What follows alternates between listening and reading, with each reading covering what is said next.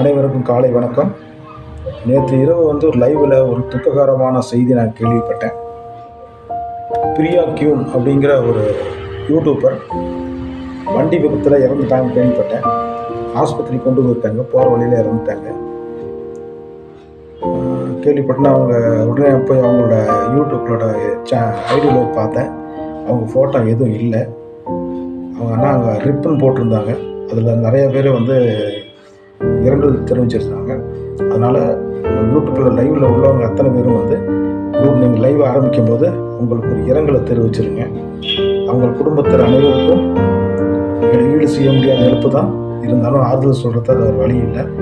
உங்கள் பிரியாவினோட ஆத்மா சாந்தியிலே எல்லாம் வல்ல இறைவனை வேண்டிக் கொள்கிறோம். நன்றி, வணக்கம்.